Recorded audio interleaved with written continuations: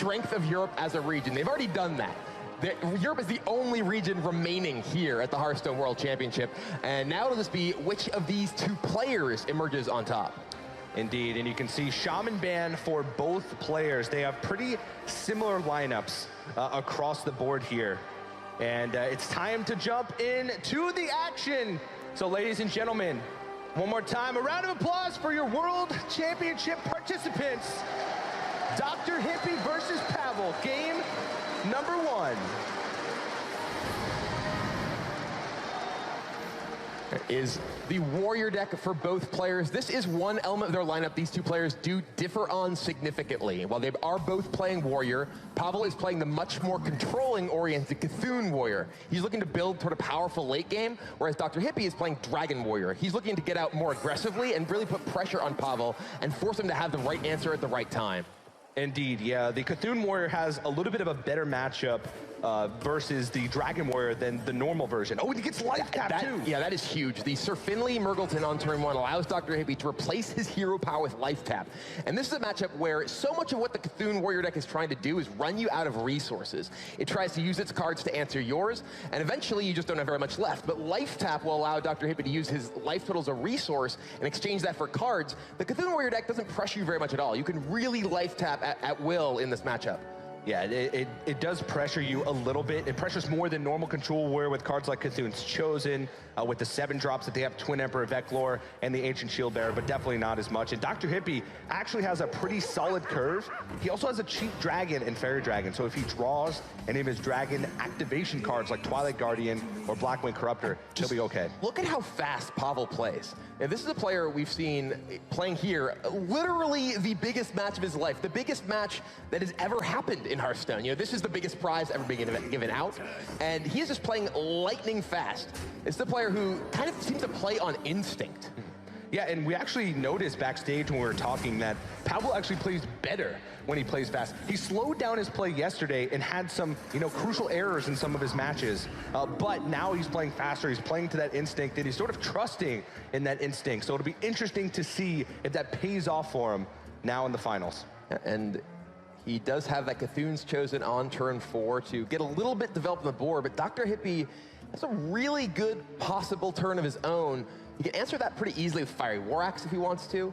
He does want to think about the possibility of potentially overextending into Brawl. He doesn't just want to play out a bunch of minions and allow Pavel to clear out all of them with his Brawl, but that Fiery War Axe, which it looks like he is debating playing right here, along with Sir Finley to take out the Divine Shield, will allow him to clear that to Cthulhu's Chosen and just keep up the pressure with this board. So Alex Strauss's champion comes down, charging forward, and speaking of charging forward, that Berserker is doing a lot of damage as well. Oh yeah, I mean, he's put Pavel down sub 20 health already. One thing to notice is by trading in Sir Finley, he also makes his board a little bit better against Brawl. And Pavel shield blocks, but doesn't find anything to remove this damage off the board. So he's going to take a lot going into this next turn. And this is one of the things that kind of makes the Cthulhu Warrior a bit different than a lot of the other Warrior decks. It does have the ability to be proactive, a powerful, in some ways, inevitable endgame with Cthulhu, but so many expensive cards can just clog up your hand.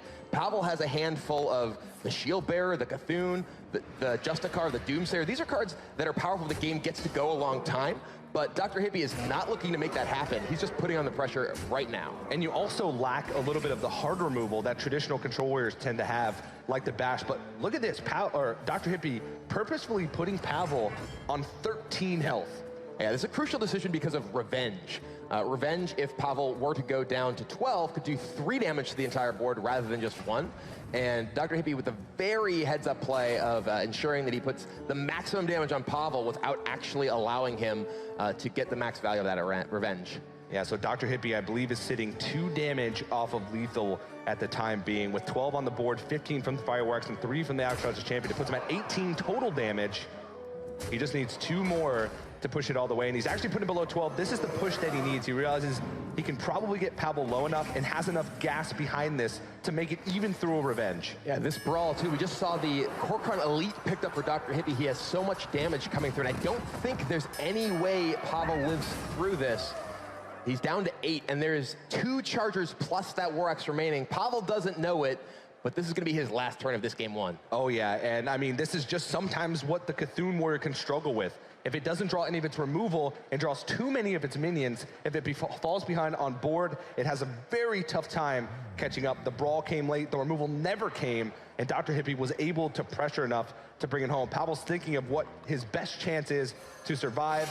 Dragon Warrior doesn't necessarily have too many buffs, so killing it is usually the same amount of health as letting it live. Yeah, but we see the UKRAINA Elite going to come down, and Dr. Hippie will take game 1 of the World Championship Final. Fast and furious as well, as both players playing at a pretty fast speed. But we'll see if Pavel can bring it together and tie up the series as we move into game number 2 right after this. 3 games, give them false hope. Is that how it works? That's exactly how it works, Brian Kibler. But one card that has been Pavel's best friend over the course of the BlizzCon main stage has been Babbling Book in this Tempo Mage. Pavel has put up some crazy performances with his Tempo Mage deck, and we'll see if he can do just that against one of the decks that it has the most trouble against, and that's the Zoo Warlock from Dr. Hippie. Yeah, the Zoo deck is able to get out in the board very quickly and force the Tempo Mage deck to react fast. One of the things that, kind of a misnomer considering its name, the Tempo Mage deck would prefer to have time. It likes to actually have time to build up resources, build up a hand, build up mana, so it can have big turns with Flamewaker and lots of spells. Basically, it needs one turn in the game where it can develop its own minions while clearing the board in order to, you know, be able to answer every threat that the Zoo Warlock can play, which can be pretty tough, though. Yeah, but this is actually already working out pretty well for Pavel here. The Malchezaar's Imp is answered immediately by a coined-out Cult Sorcerer. And, well, generally, you do want to hold into that coin because it lets you have those explosive turns with Flamewaker. Against Zoo, you can't waste time. You really want to get out there and threaten their minions on the board. And the Malchezaar's Imp is actually a very high-value minion. So if Pavel were to... if Pavel weren't able to, were first to kill it with some sort of spell here, he does pick up a Arcane Missiles and a Ice Lance from that Babbling Book. So not really a great use yet. The Ice Lance could combine with Frostbolt to do enough damage to actually take out a big threat like a Doomguard, though. Yeah, also something like a Darkshire Councilman or anything buffed by Defender of Argus, things like that. It is, you know, a lot of resources to use. And that's one thing that Tempo Mage can struggle with is sometimes they can even get ahead on the early board, but fall behind in card advantage because of the life tap. And Dr. B, with the Discover here of his Dark Peddler, finds a few interesting options. The Soulfire has to be at least somewhat attractive because his board and hand doesn't have very many ways to deal with any significant threat, but he does take the Villager. Villager allows him to have a good defense, at least somewhat, against Flamewaker, but it's not that effective, so I'm a little bit surprised to see that choice, but the, perfect missiles there from Pavel ends up taking out Dr. Hippie's entire board and leaving him with the only threats. Yeah, the double spell power missiles gives him a lot of room to maneuver on this early board. Pavel also has a very minion-heavy Tempo Mage deck with Water Elemental and with the Faceless Summoner as well. Yeah, and that Imp Gang Boss, that's one of the most important cards for the Zoo deck against Tempo Mage.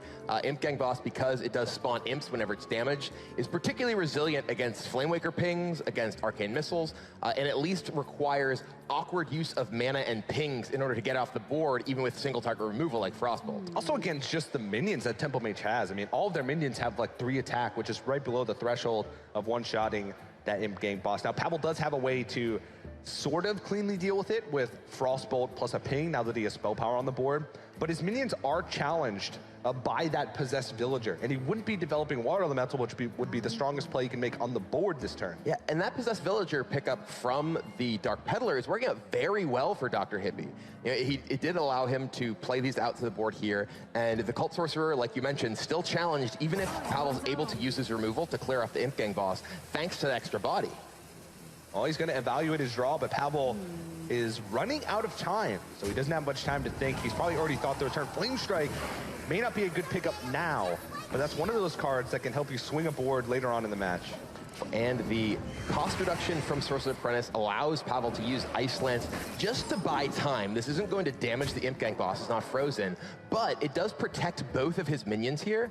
But Dr. Hippie has a pretty big moment of his own. Doom Guard with a silver... Oh, and it does! The Silverware Golem does come down. He discards it, goes directly into play. A massive tempo swing for Dr. Hippie. He gets both the 5/7 charge and the 3/3 on the board right away. And he holds on to the Crazed Alchemist. I'm actually not sure which one's better in that situation, to discard Crazed or the Voidwalker, because Voidwalker can do wonders in sort of protecting a more powerful minion from the face of other minions on the opposing side of the board. I think that Cursed Alchemist is going to work out really well right here, though. It'll allow Dr. Hippie to swap his Imp Gang boss to kill that Azure Drake, allowing him to keep his Doom Guard in play. So this could be a pretty powerful swing from Dr. Hippie. Oh, or there's the Soulfire. Yeah, now he can use his minions to push damage. He can still Crazed Alchemist his Imp Gang boss if he wants to push. One really interesting thing is he has the Crazed Alchemist plus the Abusive Sergeant interaction here. Because the Crazed Alchemist effect is permanent, it will flip and retain the attack you give with the Abusive Sergeant as health. So you can potentially Abusive Sergeant his Doom Guard, then Crazed Alchemist it, so you can attack for 7, then flip it to be a 4/7 if he wants. And those would be permanent stats because of the interaction, something we saw with Direwolf Alpha earlier on in the tournament as well. And this allows Dr. Hippie to not only clear off all of Pavel's board incredibly efficiently, but have a super strong Doom Guard left over. That Doom Guard was damaged, and it was potentially in range of, say, Flame Strike, which Pavel does in his hand, which could he cast next turn. So a huge interaction for Dr. Hippie there. Yeah, definitely, and it was at that 4 health, like you mentioned, for Flame Strike. Pavel, though, does have some pretty decent cards in his hand. Water Elemental's very resilient on the board. Flame Waker plus Arcane Intellect can draw you a lot of those cheap spells that can allow you to push back on the board. Pavel, though, looks like he's just setting up for the Flame Strike here. Yeah, he does have the ability to clear off Dr. Hippie's board next turn, and Hippie, drawing a couple of fairly low-impact cards here, he is in kind of an awkward spot. He does know that it at least looks like Pavel is setting up for Flame Strike. He, of course, knows that there's a Flame Strike in Pavel's deck, so he's probably trying to figure out exactly what he can do to maneuver around this, or if he doesn't feel like he can afford to play around it at all and just wants to deploy his hand. Indeed, yeah. So Dr. Hippie, he has to realize that that Flame Strike is definitely a huge possibility. That Frostbolt on the Doom Guard is not a play you make very often. It could block that 5 damage. It could act, or start at the 4 damage now that it's been flipped. And it could act as sort of a heal, but you sort of know what's coming in the back of your head, and this is going to be a big swing for Pavel. All right, yeah, Hippie is just saying, all right, if you got Flame Strike, you've got Flame Strike, and you know what? Pavel's got Flame Strike. A huge clear of Hippie's entire board, and now Pavel is firmly in the driver's seat. Yeah, you can't really blame Dr. Hippie for that one. I mean, at that point, Flame Strike is usually going to mean you lose the game anyway. So you kind of have to act like he doesn't have that, because that's the best play he can make to the board should Pavel not have the Flame Strike. Yeah. So you can't really blame him for going and extending into that spell there. Yeah. The ability to identify when you can afford to play around something and when you have to just let your opponent beat you if they have it is a crucial thing for top-level players. And Hippie looks at the situation, evaluates, yeah, you know what, I'd probably lose to Flame Strike. If you have it, you have it. And Pavel truly gets the best of him with that. And being getting the best of him, Flame Waker getting the best of that entire board, and Hippie with no cards and just 10 life. This game's all but over. Yeah, I mean, when it rains, it pours as far as Hearthstone goes. Dr. Hippie's going to stay in the game just to maybe, think of what deck he's going to queue up next, but this game is over as Pavel with the fireball to the face is going to take game number 2. And this is a big one, Kibler, because this was a poor matchup for him going in. Yeah, this was definitely not a matchup he was looking to get, but he was able to make the best of it when he did, and is able to take the series to a tied score of 1-1 here in the finals. Look at that crowd. We have, looks like every single seat is now going into game number 3, Druid versus Druid. It's a deck we've seen a lot of. It's a deck that every single player brought to the World Championship, but hasn't necessarily been the best performing deck. No, especially against Pavel. Yeah. Druid against Pavel has an abysmal win rate. He 4-0'd both Omega Zero at opening week and Amnesiac here on the BlizzCon main stage. So Dr. Hippie, he's got to be pretty scared of what's in store for him with this Druid deck. Yeah, Pavel has had an excellent track record of keeping nature down, has not risen against him very much. But we'll see who is the master of nature here. As Dr. Hippie mulligans into what looks like a pretty bad hand. Yeah, he does have Azure Drake, though. That's one of the good cards in the mirror. He does have removal, but Pavel has Wild Growth. He has Fandral. He has Mire Keeper. That hand is looking much better than Dr. Hippie's. Yeah, Pavel has the ability to ramp multiple times. This is a matchup that will often come down to just getting big threats in play that stick. And it's difficult for the Druid to really remove big threats because most of the Druid removal is based on damage. We see the swipes and Moonfires, Wraths. And if you are able to stick an Arcane Giant, if you're able to stick Ragnaros the Fire Lord, it can be very, very difficult for the other player to come back. Yeah, one thing to note about the differences between these guys' deck is Pavel, as we've seen over the course of the championship, has those Dark Arakoas at that 6th slot in his decks, where, you know, Dr. Hippie doesn't. I believe he has an extra copy of something, and he has Baron Geddon as well. Yeah, it is worth noting many players chose to play Ancient of War. Ancient of War is generally accepted sort of the big taunt minion that you play in ramp-style Druid decks, but Pavel disagrees. He wants something that comes down a little bit faster, doesn't rely on him ramping quite as much, but still offers a big taunt body, and it's gotten him very far with that. Yeah, he's been able to fill his curve quite nicely with those 6 drops, but now, I mean, he has Mire Keeper now to even ramp further towards whatever he may draw in the future. One thing you see, doesn't really have plays lined up for the future unless Dr. Hippie were to develop something. If he Mire Keepers this turn, then he could go with something like Fandral Wrath into a potential Mire Keeper for Dr. Hippie on the following turn. And Pavel definitely taking his time here. We've seen Pavel play very fast in most of his games throughout this tournament, but he is taking his time. Druid is a deck that can often have a lot of options because between cards like Innervate and the modal cards like Wrath, you have a lot of different ways you can piece together your turns. Yeah, Dr. Hippie is going to ramp, but he just doesn't have too much substance to his hand. He's got Azure Drake as his only minion. He's got plenty of removal, but that's going to force him to sort of play reactively for most of the game unless he picks up big minions to play very quickly. Pavel's going to go ahead and play his Azure Drake rather than play Fandral. This does set him up pretty directly into a swipe from Dr. Hippie here. I think he may be trying to get more value out of Fandral, perhaps trying to set up Fandral with Raven Idol in order to get card advantage. Could also try and set it up with Feral Rage. Feral Rage is usually a tool that is used to remove Azure Drakes and Mire Keepers in this matchup, and health can matter a lot when we get to the later turns because of Malagos. It's also possible that he's trying to save the Fandral plus Wrath specifically for an Azure Drake. Yeah. Because the spell power from Azure Drake is extremely important with the number of damaging spells that are in the Malagos Druid deck, and he can line that up pretty specifically in order to answer the Drake. Yeah, and at the moment, he doesn't have any other way to answer in Azure Drake, where he did have the way on the board to answer the Mire Keeper. So definitely planning ahead here for Pavel, it seems. Starfire takes that, and there's a Raven Idol. So immediately for Pavel, he is rewarded for his patience with Fandral and is able to get a double discover with his Raven Idol here. That takes pretty much just the highest impact minion available. This is a matchup that can come down to just who has a big thing. None of those are big, but Mount Raptor's the biggest. Yeah, one thing that gets a little bit interesting as this game moves on is that neither of these decks packs hard removal, but they all have big, big threats of their own. So it comes down to sort of a war of giants later on. If you can, you know, be the first one to play giants, if your opponent doesn't have removal for it, you get a big initiative. But at the same time, if you do have removal for your opponent's giants, that puts you at a big advantage. And Pavel's going to go ahead and coin out that Raptor here. It does make his board a little bit awkward for Hippie to deal with. The swipe plus hero power will be able to take out the Fandral, but not necessarily take out the Raptor as well. But he does have the ability to innervate out swipe with the spell power now from that Drake. And that can take out both of them, but it will leave a minion behind thanks to the death rattle of the Raptor. Yeah. We'll see what it is. Usually not impactful. Oh, Angry Chicken in the World Championship Finals. Let's hear it for Angry Chicken.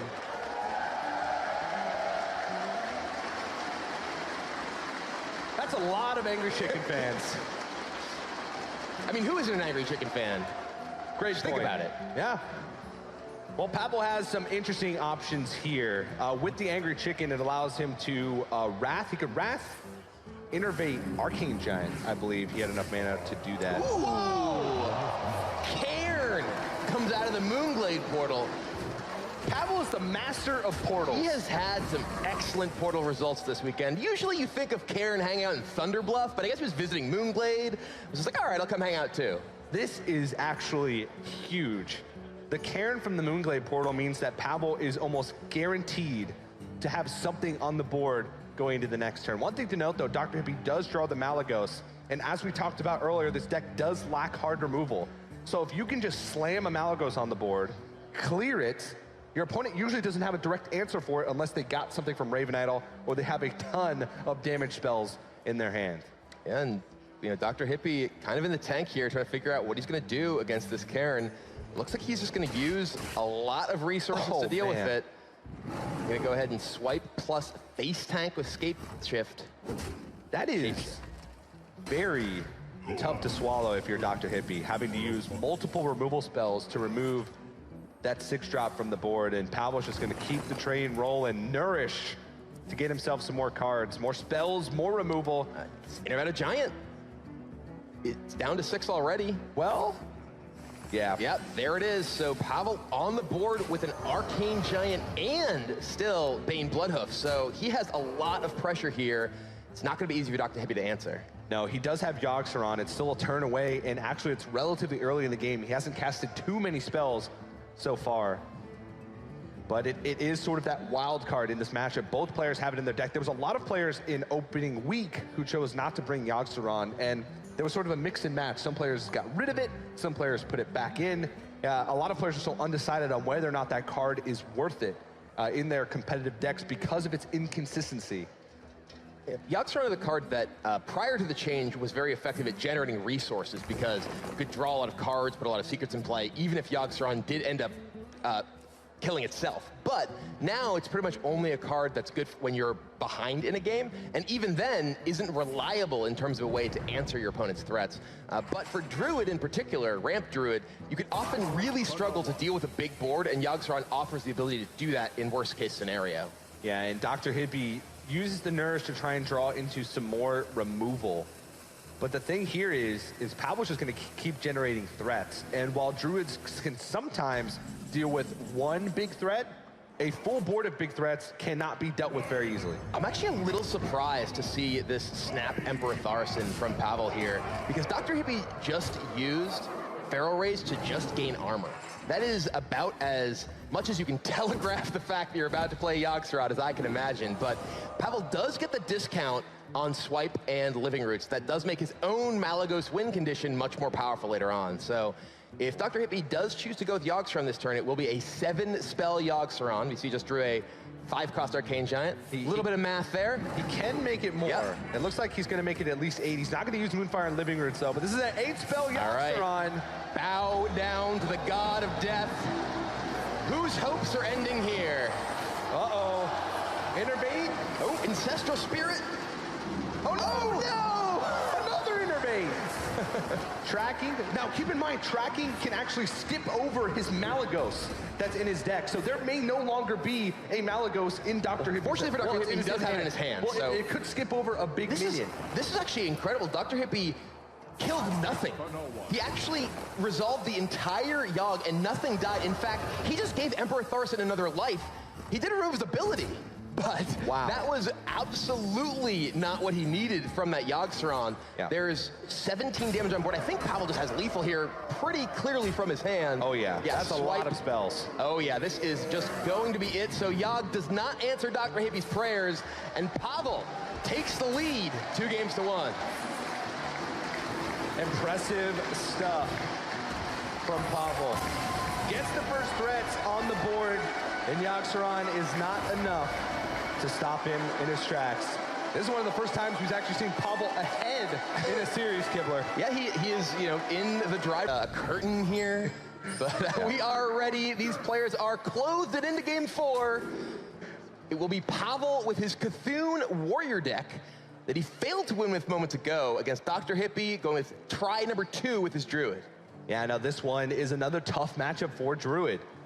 Cthulhu Warrior can pressure early, or earlier than normal Control Warrior can. They also have an absurd amount of life gain, which can make the win condition of Malagos plus spells very difficult for the Druid. Yeah, the way that the Druid generally beats most Control Warrior decks is just kind of attritioning their removal. You just play card draw like Nourish, you play big threat after big threat, and eventually the Warrior runs out of ways to kill your guys. But Cthulhu Warrior not only has a bunch of ways to kill your guys, but has a bunch of ways to kill you. And Pavel's gonna be looking to put the pressure on himself. Not with this hand, though. This hand is a little slow for Pavel. No, he doesn't have any of those Cthulhu activators. He doesn't have Cthulhu Chosen, Beckoner of Evil, well, Disciple of Cthulhu. But as I say it, he draws one still a little bit of a ways away from activating the Twin Emperor of Eklor or the Ancient Shield Bearer in his deck. Yeah, but Pavel does have the Acolyte of Pain shield block, the ability to cycle through his deck. I would not be surprised to see that Acolyte of Pain come down and then Disciple of Cthulhu used on his own Acolyte of Pain to draw cards. There aren't that many targets to kill with Disciple of Cthulhu's Battle Cry in this matchup, so you can often use it in combination with Acolyte to ensure you get additional card draw. A lot of the times it's just used to activate Execute or maybe to get closer to being able to allow Shield Slam to kill off a minion. So those types of things are not the greatest uses. So drawing a card is actually fantastic, considering that this matchup, you need that card draw because Druids are going to get those cards and get that mana very quickly. But one crucial thing is Dr. Hippie missed Wild Growth again. So he's not going to have that sort of mana advantage as much as he'd like. He can still coin out the Mire Keeper here, and it looks like that's exactly what he's going to do. Yeah, Mire Keeper will get Dr. Hippie a little bit closer to his bigger spells, so he'll be able to get it to 5 for either Nourish or Azure Drake next turn. And yeah, this will allow Pavel to use that Disciple as removal, cycling through his Acolyte, so not getting 2 cards, but still able to get the removal effect at least of the Disciple and powering up his Cthulhu as well. One thing that's worth noting about Dr. Hippie's specific build of Druid is that he's playing a build of Druid that's much more designed to be good against aggressive decks and not nearly as good against Control Warrior. Many versions of Druid we see with Ancient of War or Ragnaros the Fire Lord. Dr. Hippie has neither. He has a copy of Barongeddon and a copy of Bloodmage Thalnos. That leaves him much more vulnerable to the attrition plan of just removing each of his big threats. Yeah, which is unlike the deck we just saw from Pavel, who didn't run those anti-aggro cards and decided to run Dark Arakoa as threats that he could play on curve.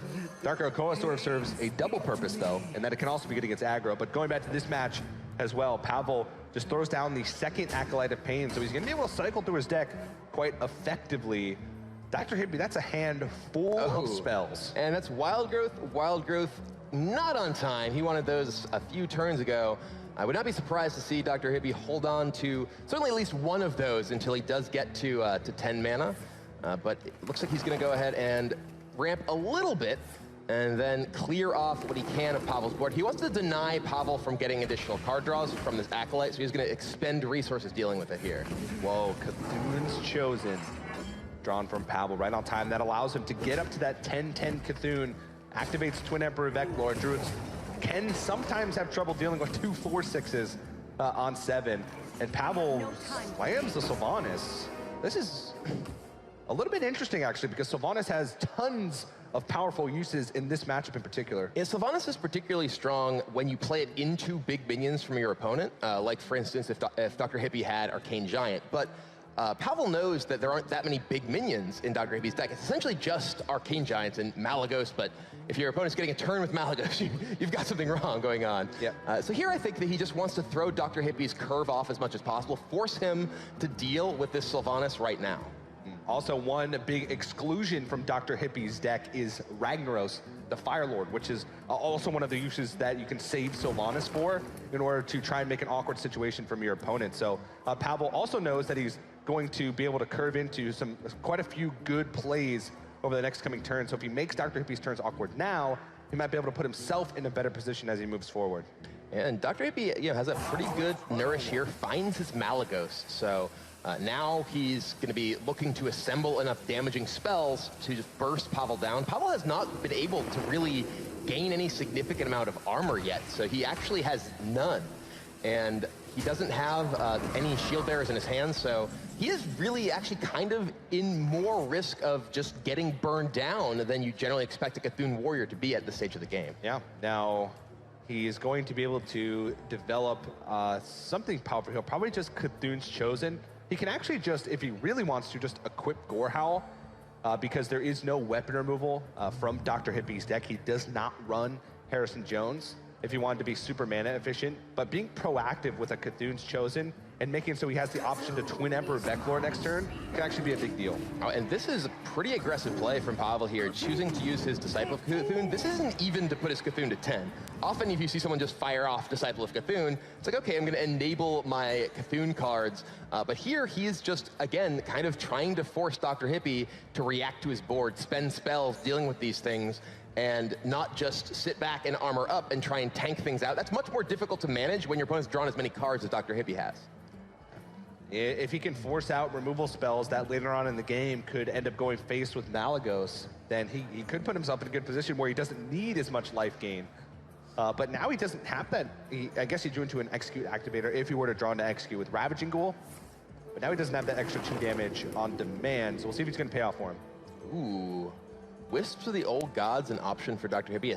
Another Nourish. He's already played one, has another in his hand, so kind of difficult to make use of that much card draw. You can actually often end up fatiguing yourself if you go for too many Nourishes in a game against a Control Warrior who's just run out of actual threats. But does take the Wisps of the Old Gods. That can give him the ability to generate a big board that Pavel may be forced to use Brawl or Ravaging Ghoul. And if he does have to use his Ravaging Ghoul, he may not have a way to enable Execute later on when he needs it. Yeah, sometimes the Control Warrior versus Druid matchup can come down to fatigue situations where both players are trying to run each other out of resources. Cthulhu Warrior is less likely because, you know, of course, Cthulhu Warrior does have Cthulhu to play on the board, which is usually ends the game in one form or another. But Pavel goes ahead and plays a Twin Emperor Veclore. There is a board already for Dr. Hippie, so he's already a little bit of the ways there in regards to clearing off these 4/6s, which are usually pretty awkward for Druids to deal with. Well, there's a way to deal with it if he wants. Yogg-Saron comes off the top of the head for Dr. Hippie. Did not go so well for him last game, though, so he also does, as you mentioned, have a bit of a board himself. He could potentially just use his minions plus swipe. He'd have to commit a little bit more than just the swipe and hero power, though, because those are 4/6. Yep. Now, one thing that may not be relevant in this matchup, but could be relevant in the matchups to come, is that Yogg-Saron does affect Malygos. It's true. Or Malygos affects Yogg-Saron. So if Malygos is on the board and Yogg-Saron is played, all of the spells that Yogg-Saron casts get that spell power benefit. So sometimes I've seen it happen in Cthulhu Warrior matchups before. A lot of times Malygos doesn't live to tell the tale, but here we go. Finding ways to use that Wisps of the Old Gods. Yeah, and this does allow Dr. Hippie to leverage that in such a way that it doesn't allow it to just get countered by a Ravaging Ghoul or a Revenge. And now Pavel, he can clear this off with either one of those, the Ravaging Ghoul or Revenge, plus the attack of his minion. It is a little bit awkward, though, because he'd love to be able to actually keep the pressure on with that Emperor. He can use Revenge plus Gore Howl to clear it off. It's true. To be more mana efficient, but I don't know how much use Revenge is going to have later on in the match. There's not really many 3 health minions that you'll need to kill once you get sub 12 health in this matchup. A lot of times it can help you reach Malygos if you need that damage, but that's about it. The Ancient Shield Bearer is the draw for Pavel, and he already has Bran Bronzebeard in his hand, so Dr. Hippie, he's been setting up with those burn spells plus Malygos, but Pavel is finding the armor gain to get himself very far out of range. Yeah, Arcane Giant picked up for Dr. Hippie, so that's a big threat that he can use.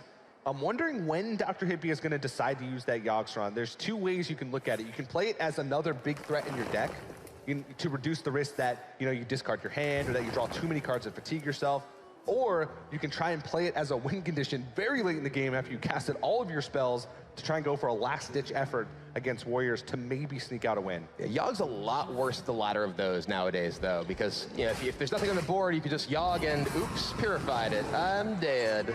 And we did see a Yogg-Saron purified in the group stages, so it can happen, and a lot of times it will happen. Yeah, and then Dr. Hippie, though, he has the Arcane Giant. Ooh. Pavel actually just going right ahead, though. He picked up the Execute, not really wasting any time to just double Ancient Shield Bearer here. I'm somewhat surprised to see this, actually, because he does lose some of the value of the armor gain because the opponent can just immediately attack and deal so much damage. and does have a minion to contest either of these minions on the board as well. Yeah, the Brand plus Ancient Shield Bearer is not really going anywhere. Right. Is the thing. He can wait for that. He's not in any danger. Now that he's seen Innervate, now that he's seen, hasn't seen Emperor Thorsan, there's not really any combination of cards that could have killed him in that position if he had just had removed the Arcane Giant and waited. But I guess he realized that he wants to put threats on the board right now to try and make Dr. Hippie's turns maybe a little bit worse. All right, well, Dr. Hippie's gonna dig some more. Ooh, picks up Fandral with a Raven Idol. That can be a pretty big way for him to gain additional threats later on. We were talking about how he can run the risk of just having all of his major threats exhausted, but the Raven Idol plus Fandral can pick up maybe something like Force of Nature plus a minion, and that could be a very big deal in that kind of game. Oh yeah, it can give you that gas that you need to finish out a game, but whoa, this is getting a little awkward for Pavel. Pavel does not have a Shield Slam, and there's 2 8/8s on the board. He could go for a Brawl that could go very badly for him. Unlikely to go very well. He has a 1 in 3 of things going very well, but he could effectively trade his 6/6 for an 8/8, most likely if he did Brawl.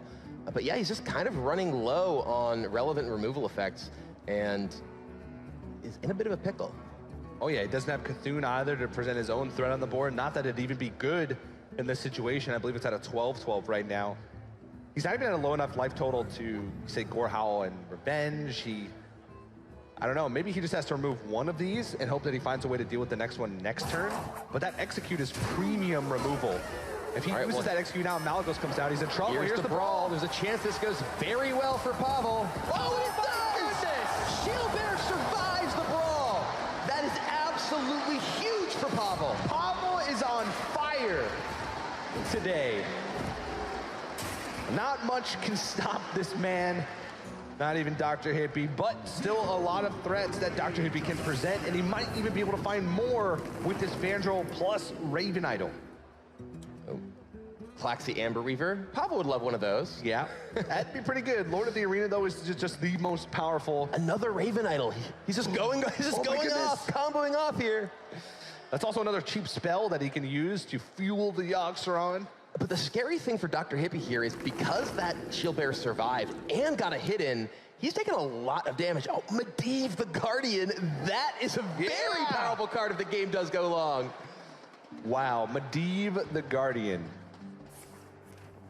It's big spells left in his deck. I mean, he's got Mark of the Wild. I mean, in general right now, that's just a big mini that he could place on the board. The extra stuff that he gets from the spell is sort of just a side thing. Right, and Dr. Hippie, we've seen this before. He Pharaoh Raged, went face. This is the look of a man who's looking to Yogg. Oh yeah.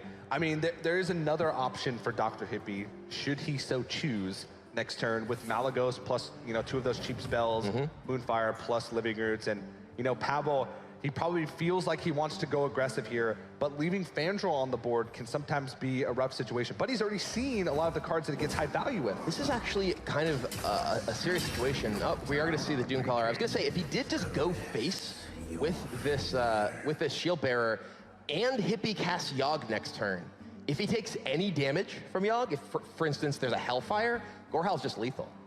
That is very true. And so now Dr. Hippie is on the ropes. Let's see what he's going to go with. He's got Malagos, Moonfire, and Living Roots. He could clear the board with those. The Fandral would have to trade into the Doomcaller in order to do so. And Malagos would be on the board, which would mean like a Cthulhu would not kill him because he'd have enough health presented on the board with minions to survive unless all of the shots were to go face or a lot, which is very, very unlikely. And because Dr. Hippie has gotten the double Raven Idol off and he picked up Medivh, he picked up Lord of the Arena, he can try and play an attrition game, even if this Malagos just gets killed. He's not reliant on just using these. A little bit of a misstep from Dr. Hippie here. He actually uses... Maybe not. He's playing around Brawl. Yeah. Actually, maybe not a misstep at all. This is, looks on the surface, you think about it initially, oh, missed 2 minions. But this means there's only Malagos in play. So a Brawl from Pavel does nothing. Yeah, very good point. Very good point. He's forcing Pavel to have direct removal, whether it be a Shield Slam because he has the armor for it, or that Execute. And one thing about Ancient Shield Bearer is it's also just a big threat. It's a 6/6. It's something that Dr. Hippie has to deal with. And Pavel saw that Dr. Hippie didn't really struggle, but used a lot of resources to kill the last one, the last board.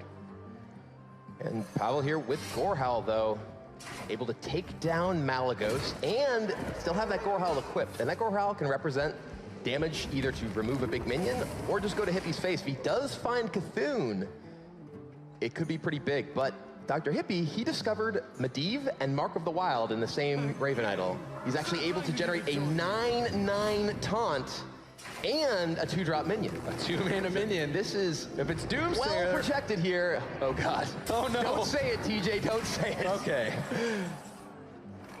Just a Dust Boar. Just a Dust Boar. Oh, I'm so sorry. It's a 4/1. You don't get much more attack than that in a 2-mana minion. That's very true. Frankly, Pavel has no easy to remove it. Dustboar's in this situation actually fantastic. It's going to shred some armor for sure. And Dr. Hippie, this is not a hand you see very often for Malagos Druid, a deck that's majority spells, and he's got majority minions, and they're big minions to boot. Yeah, and now Dr. Hippie very much in the driver's seat. He can just play this slow. Yeah, he has so many of these powerful tools. He is, unfortunately for him, at very low life though, so he needs to be careful to maneuver around the threat of Cthulhu coming down for Pavel. Yeah, and it's going to be interesting because he doesn't have any way to answer the Cthulhu other than Yogg-Saron. So he's going to be, and I don't even know if he has a Raven Idol. He got one Raven Idol from the first Raven Idol, and he got Tiny Finn at the World Championship Finals. Let's hear it for Murloc Tiny Finn.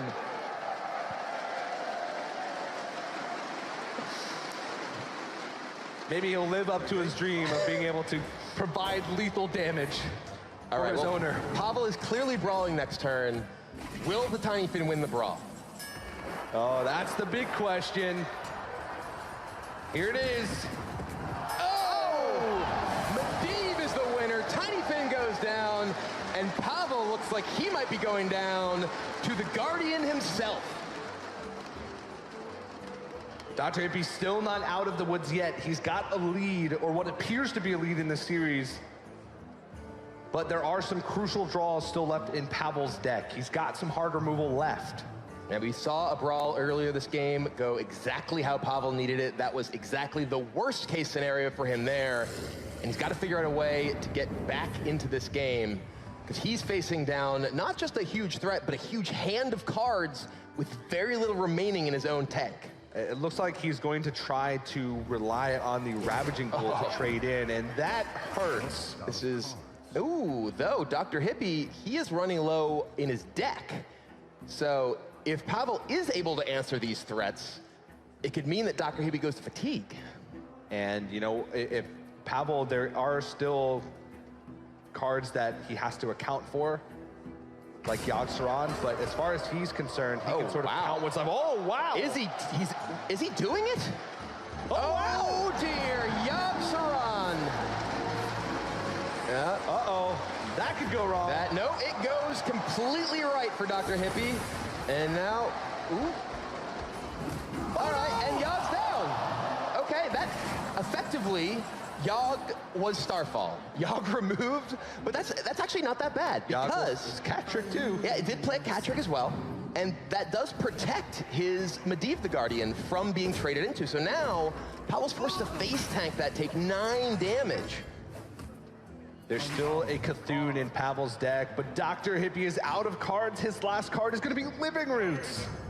Can Dr. Hippie do it? He does not have many cards to work with.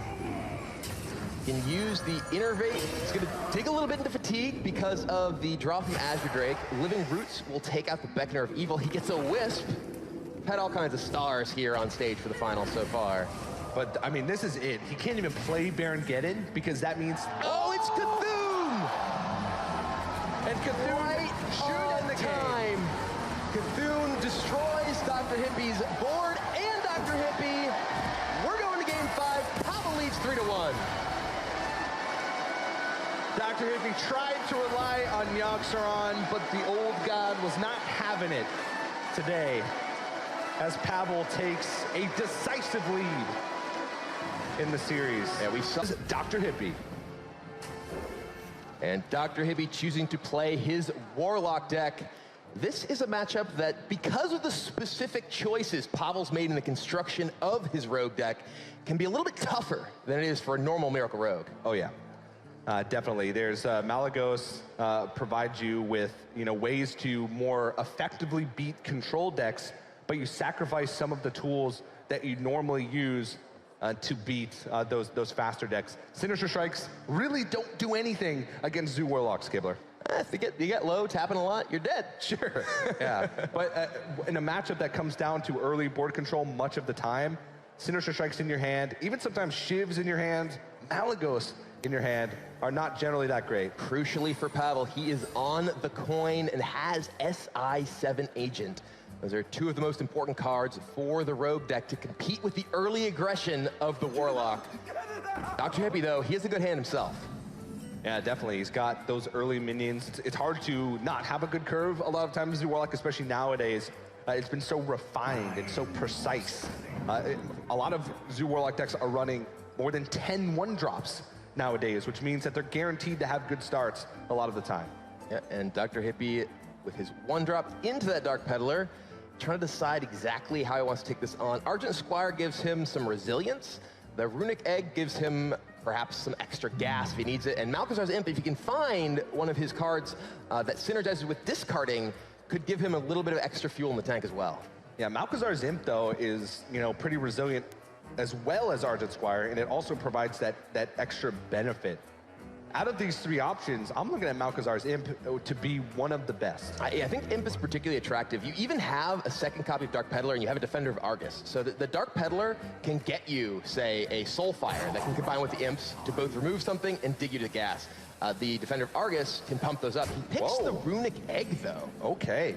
Well, I guess he does think that he's going to need that gas to get through, but Pavel does have, like you mentioned, on the coin, able to coin out that SI7 agent to deal with the Dark Peddler.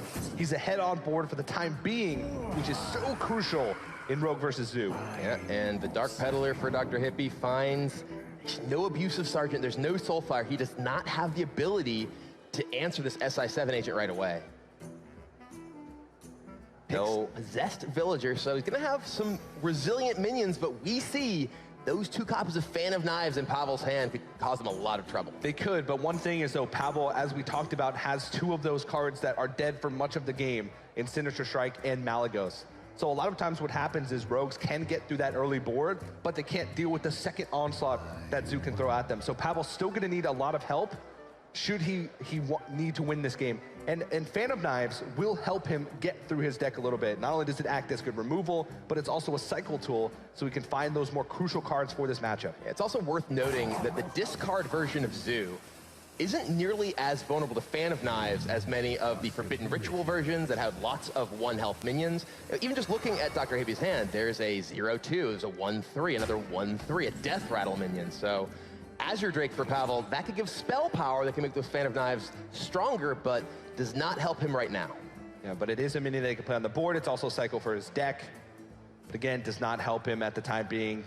He has to decide how best to do this.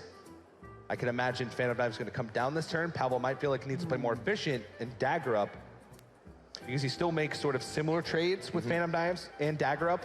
Dagger Up just also means that he has the Dagger Up for the next turn of Fan of Knives. Yeah, and Pavel going to go ahead and make those trades. Dr. Hippie with that Runic Egg, it does potentially allow him to get a trade here that draws him a card with Defender of Argus if he wants it. If he does pick up an Abusive Sergeant, obviously he can use that to trade and draw as well, but he is going to go ahead and play the Imp Gang boss he just drew alongside Possessed Villager, just going to make a board that's actually quite resilient to Fan of Knives. Yeah, positioning is important here, at least a little bit important here, because of the fact that you can tell he wants to taunt up the Runic Egg, he's just not sure the other way. Putting Possessed Villager on the side also means that your Death Rattles die more conveniently for things like Direwolf Alpha when you want to go outwards in. So definitely Dr. Hippie paying attention to that. Not that it's going to be too crucial in this next turn. Yeah, but Pavel with that Tomb Pillager off the top, crucially filling out his curve here, allowing him to contest the board with that 5-4. And Dr. Hippie now, Silver Golem was not what he was looking for. No, not at all. And he was hoping that Pavel wouldn't have Tomb Pillager, because that is a card that can wreak havoc. 4 health can sometimes be a little bit awkward for Zubrox to deal with unless they have Soulfire, and also it means that they get a coin.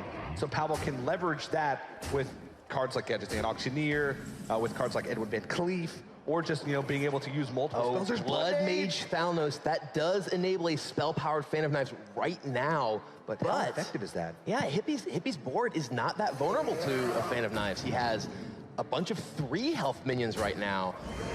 And Pavel only able to remove a little bit of damage, so I was gonna say Doomguard with the best draw for Hippie, and it's Doomguard. He has exactly enough mana to play Malchezaar's Imp, Doomguard discarding the Golem, drawing a card.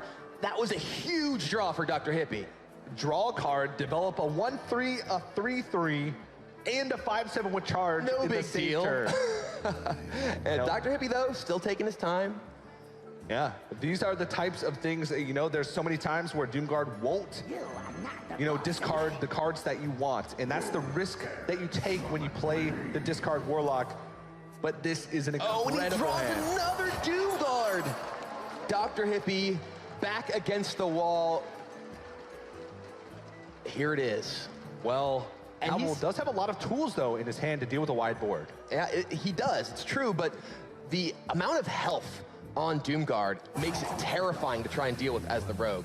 He does have the ability to potentially Shadow Strike it, but if he does attack into the Azure Drake, now Shadow Strike's off the table. So that Doomguard is going to require some actual removal, and it's difficult to deal that much damage in Pavel's shoes.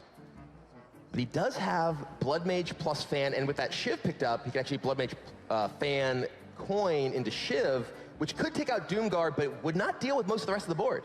Is it better to try and hold on for a Blood Mage double Fan for the following turn? Is there something that Pavel can do to put himself in a good position, but also allow him to have good removal tools for the next turn? If Pavel does not remove power from this board right now, he is dead. He's facing down that other Doomguard right now. He doesn't know it. We know it, though. And there will be the Fan of Knives. Ooh, the backstab right off of Fan of Knives. Never the timing you want to see it.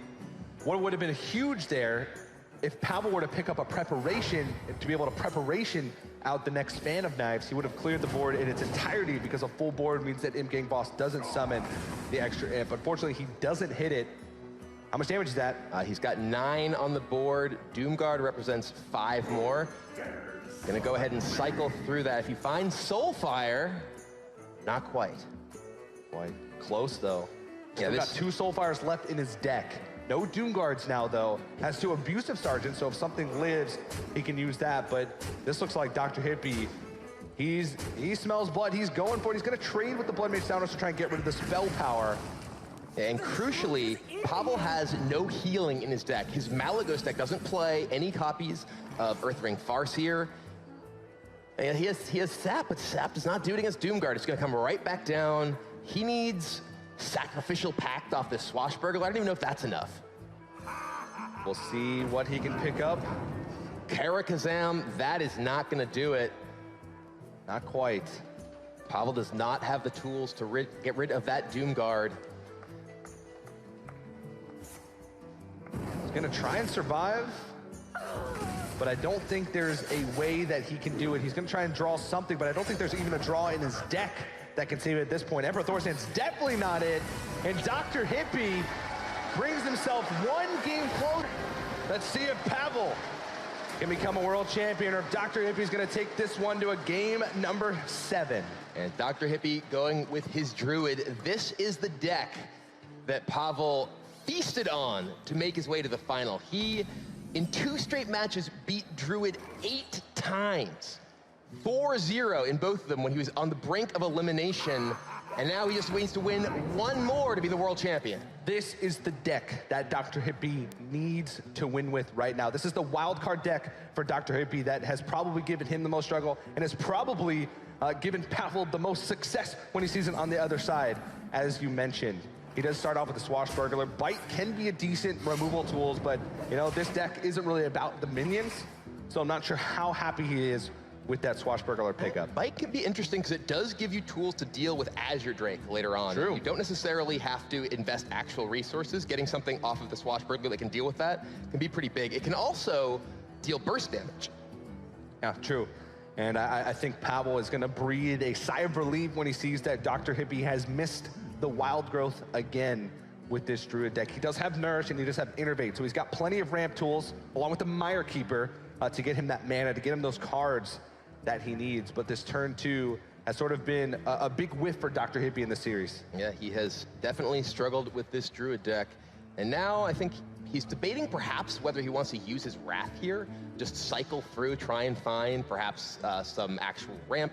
He does have a Mire Keeper, and that also the option to potentially innervate out a Nourish on a future turn as well to get his mana going. But the problem if you do use your Nourish early for ramp, you can run low on cards. But ooh, Dr. Hippie, he is just going to ramp up, get Nourish online, and as we were saying, you know, this can lead you to potentially running low on resources later on, but he's looking to take control of the game with tempo right now. Yeah, this makes powerful draws from the top of his deck much more powerful because he has the mana to utilize them. He can also keep ramping up with Mire Keeper. He does have Wrath as cycle, but he needs some help. He needs second Nourish. He needs Azure Drake. He needs more tools to increase his hand size. And we see Pavel pick up a second copy of Sinister Strike. We saw that kind of rotting in his hand last game and mentioned that the sort of greed of this Malagos rogue deck can lead it to have dead cards this stage of the game, and Pavel, he's got both of them in his hand. Yeah, and I'm interested to see what Dr. Hippie goes for here. Ramp is, you know, the first choice, but is there ever a situation where since you ramped with the Nourish, you create a 2/2 to try and create a little more right on time. Second game in a row. Pillager for Pavel. It's kind of hanging out in his deck until turn 4. It's like he's got an agreement with Tomb Pillager to show up on turn 4 in the grand finals, but that is actually quite a crucial draw. Dr. Hippie has ways to deal with it, but those are resources that he otherwise wouldn't have had to spend if Dr. Hippie didn't have it, and Moonfire is not really helping him. And crucially, that Tomb Pillager, if it dies, will give Pavel a coin. The coin, plus Backstab, even just firing off Sinister Strikes on his own turn, can make a giant Edwin Van Cleef. Dr. Hippie's deck does not have a mulch. He has no way to deal with a huge minion. Yeah, I mean, Dr. Hippie, I feel like that was a huge risk going with the Nourish for ramp early on in the game. Nourish, a lot of times used for card draw. Maybe Dr. Hippie was afraid that he'd get too far behind if he had to wait that long to get that many cards. But he had the option to innervate Mire Keeper, which isn't as much ramp, but you're also developing a body. So, I mean, Dr. Hippie taking a risk on the big stage, not paying off yet, but I mean, if he draws into big stuff, he could get a lead in this match. Yeah, he's got the Feral Rage, going to go ahead and remove that Tomb Pillager, but as we mentioned, that does give Pavel the ability to have an absolutely explosive turn 5. All right, well, let's see. Pavel picks up a Shiv. That he could actually use Backstab plus the Shiv to even power up the Van Cleef a little bit more. It will be Backstab.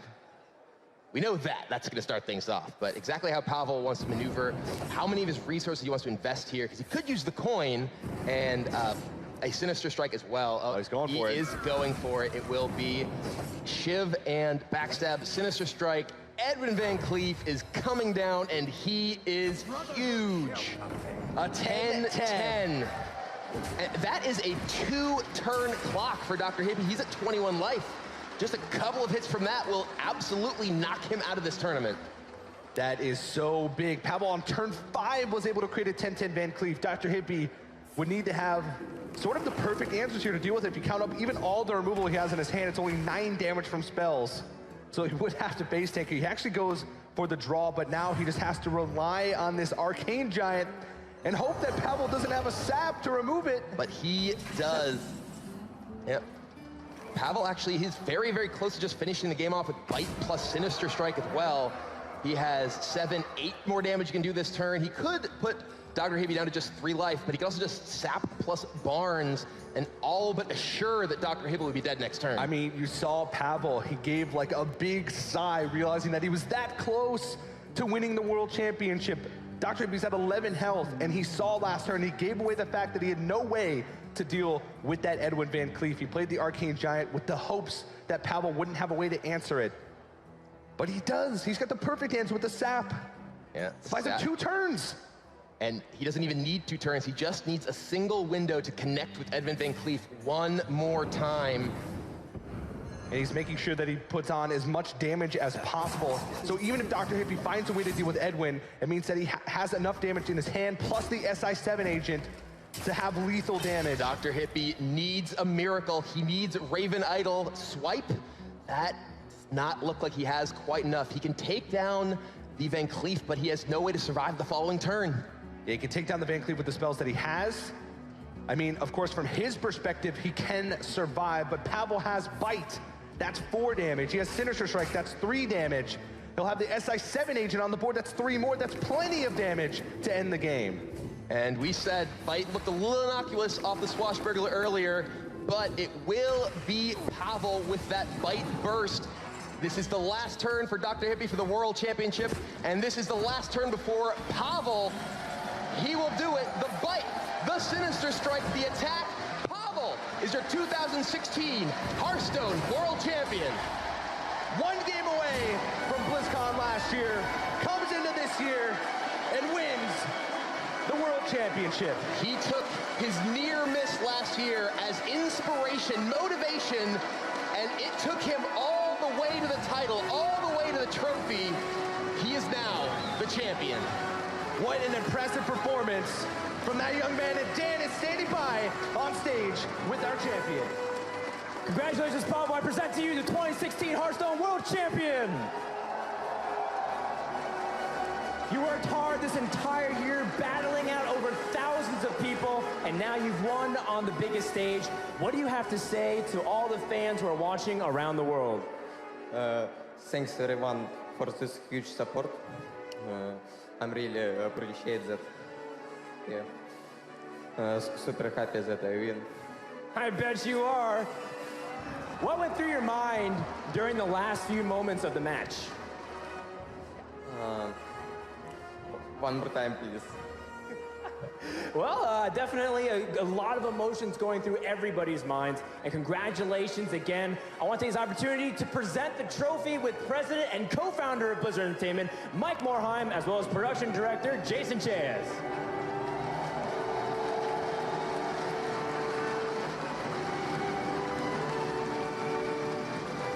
Pavel, we would like to award you this trophy on behalf of Blizzard Entertainment, on behalf of the entire Hearthstone community.